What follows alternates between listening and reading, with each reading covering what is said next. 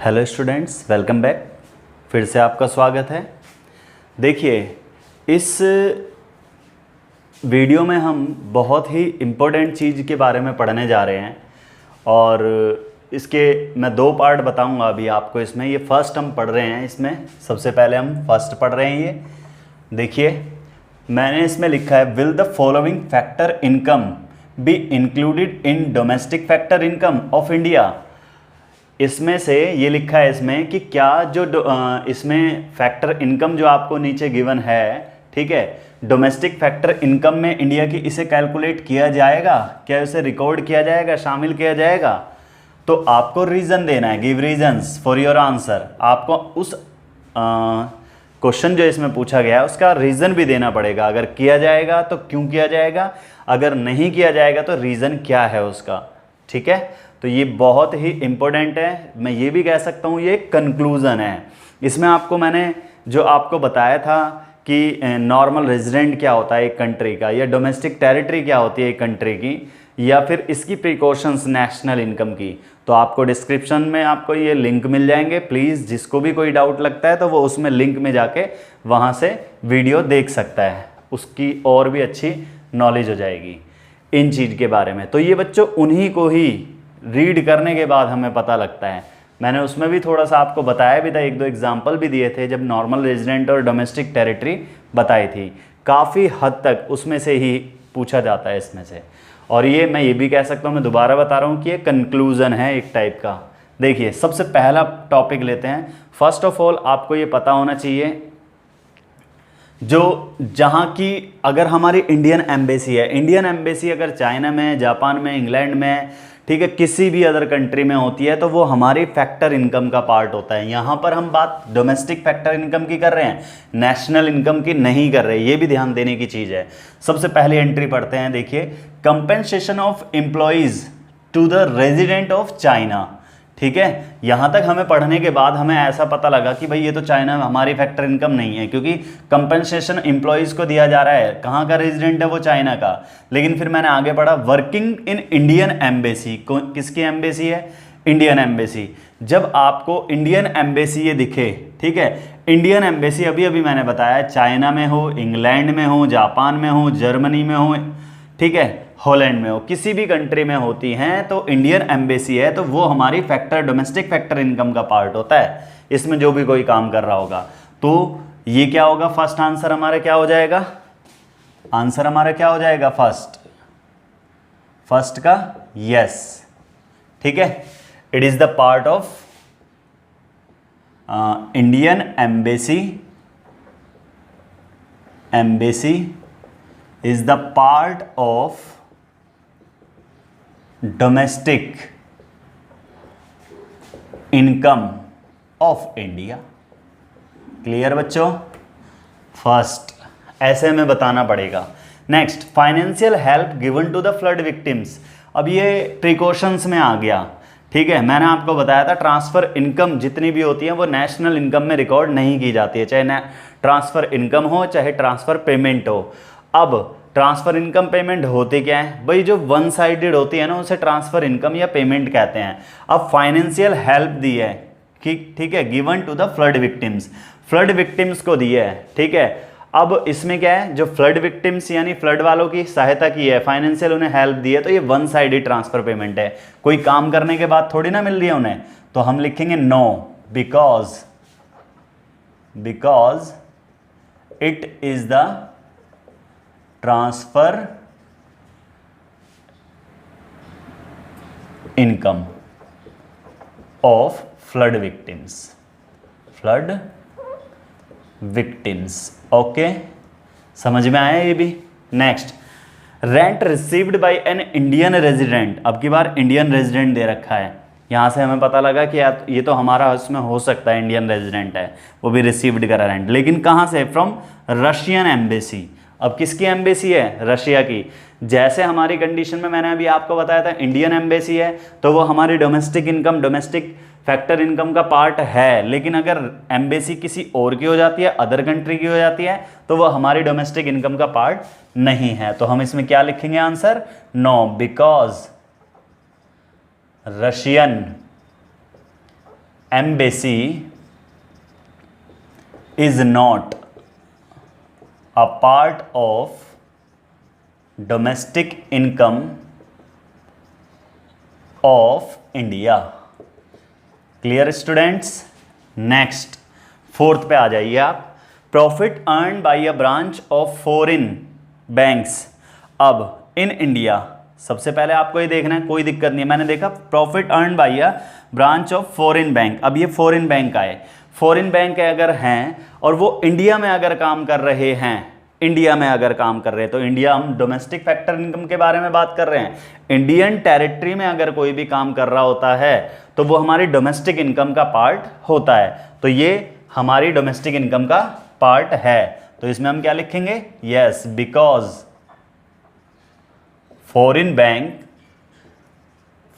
Banks are working in domestic territory of India.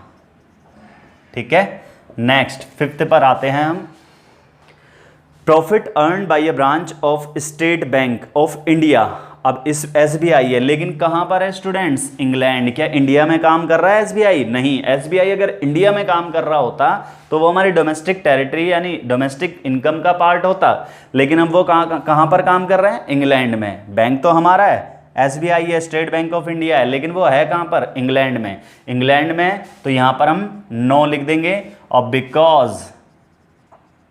Because SBI not working in Indian territory. ठीक है, ये लिख सकते हैं हम इसमें। नेक्स्ट सिक्स्थ पॉइंट हम पढ़ेंगे।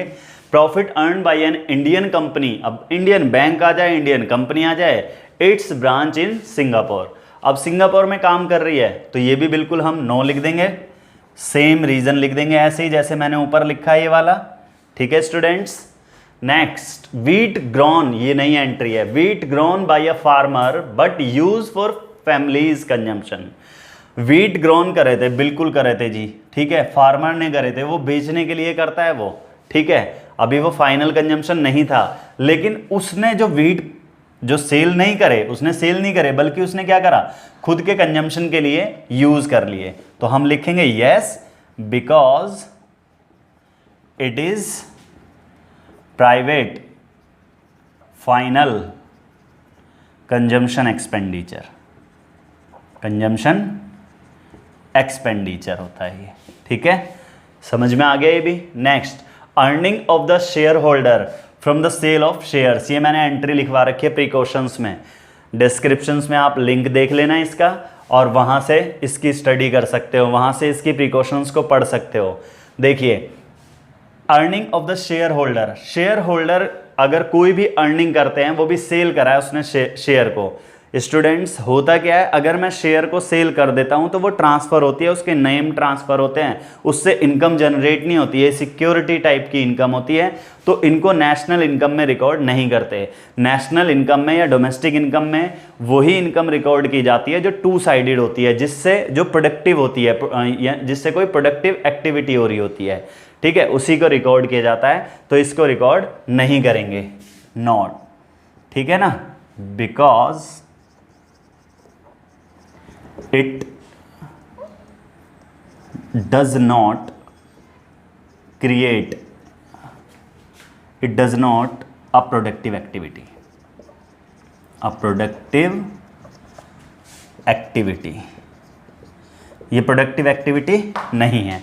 ठीक है, नेक्स्ट हम देखते हैं expenditure by the government by providing free education. भाई एजुकेशन प्रोवाइड की है इसने, किसने? गवर्नमेंट ने करी है। अब आपको मैंने एक्सपेंडिचर मेथड सिखाया था, एक्सपेंडिचर मेथड में मैंने आपको बताया था गवर्नमेंट फाइनल कंजम्पशन एक्सपेंडिचर, ये उसी का ही पार्ट है, तो ये रिकॉर्ड किया जाएगा। फ्री एजुकेशन का मतलब ये गवर्नमेंट के जो एक्सपेंडिचर होते हैं वो दो टाइप के ही होते हैं। सोशल वेलफेयर के लिए खर्च करना होता है उसे, और कंस्ट्रक्शन के लिए करना होता है। तो ये वेलफेयर है तो ये रिकॉर्ड किया जाएगा। तो हम इसमें लिखेंगे yes, because it is government final consumption expenditure. समझ में आया? नेक्स्ट है truck, purchase of a truck to carry goods by production unit. भाई अगर आप ट्रक परचेज करते, आप कार परचेज करते, आप बस परचेज कर रहे हो, बस तो देखो और ट्रक जो है वो पर्सनल यूज़ के लिए तो वैसे होते नहीं है, लेकिन कार तो पर्सनल यूज़ के लिए होती है।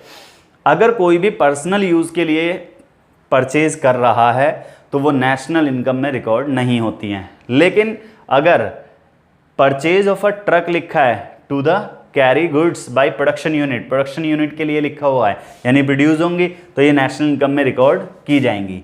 तो 10 yes, because it is final consumption expenditure,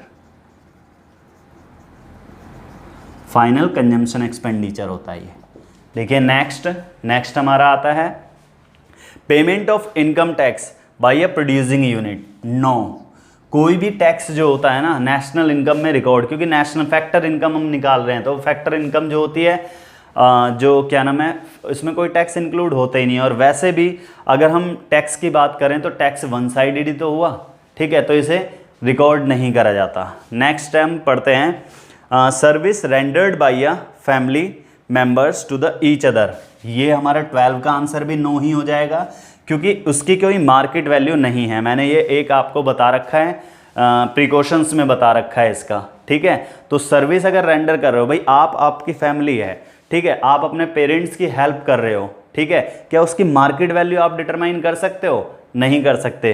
तो इनकी मार्केट वैल्यू डिटरमाइन नहीं होती है, इनका कोई मार्केट प्राइस नहीं होता है। जैसे हाउसवाइफ की हम क्या नाम है सर्विसेज लेते हैं, लेकिन उसको क्या है नेशनल इनकम में रिकॉर्ड नहीं करते। लेकिन आप अपने पेरेंट्स की हेल्प कर रहे हैं, यानी कोई केयर टेकर आप रख रहे हैं, उसे सैलरी दे रहे हैं, ठीक है, तो वो रिकॉर्ड किया जाएगा। लेकिन आप अपने पेरेंट्स के लिए काम कर रहे हैं तो आप अपनी सैलरी तो डिटरमाइन नहीं कर सकते, तो आपकी जो वो है वो रिकॉर्ड नहीं की जाएगी। लेकिन अगर आप किसी से करवा रहे हैं, केयर टेकर आप रख रहे हैं, उसको अगर सैलरी दे रहे हैं, तो वो नेशनल इनकम में रिकॉर्ड की जाती है, फैक्टर इनकम में रिकॉर्ड की जाएगी, लेकिन ये नहीं की जाएगी।